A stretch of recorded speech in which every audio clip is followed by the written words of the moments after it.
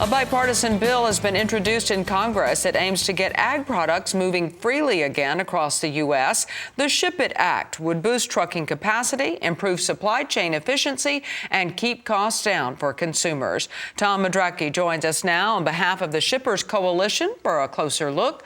Tom, good to have you with us. What all does this legislation include? Tammy, well, you couldn't have outlined it better.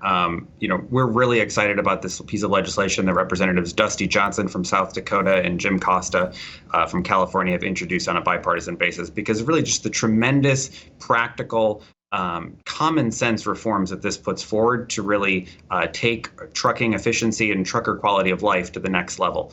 We're talking about modernizing the use of certain vehicle waivers, providing incentives to recruit and retain new drivers, lessening the burden on truck drivers, being able to invest in the truck parking that they need to move safely and efficiently across this country, as well as just things that will also increase shipping capacity just sort of in aggregate, right? All of these different tangible reforms will go a long way to boosting capacity and access that shippers have, whether you're a farmer, a rancher, a manufacturer, a food and beverage, household, personal products, whatever role that you play in the supply chain, you rely on the trucking industry to move your goods and services.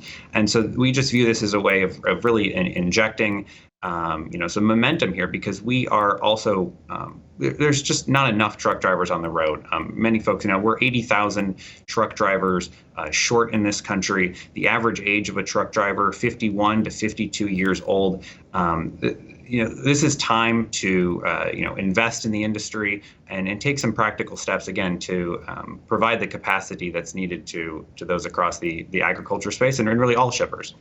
Absolutely. And of course, a lot of incentives there and need to recruit those younger people. Can you give us an update on the status of the supply chain and the critical need for this bill?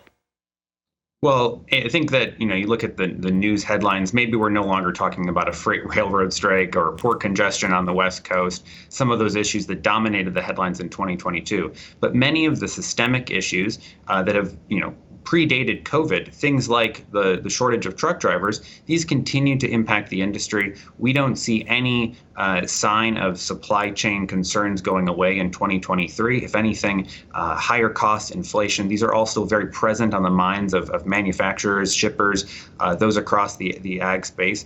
And so we need to keep this drumbeat going, especially in Congress, where policymakers have the tools at their disposal to make inroads for communities all across this country. Absolutely. That's Tom Madrecki with the Consumer Brands Association joining us today on behalf of the Shippers Coalition. Keep us updated on this bill. We'll check back in with you in a few weeks.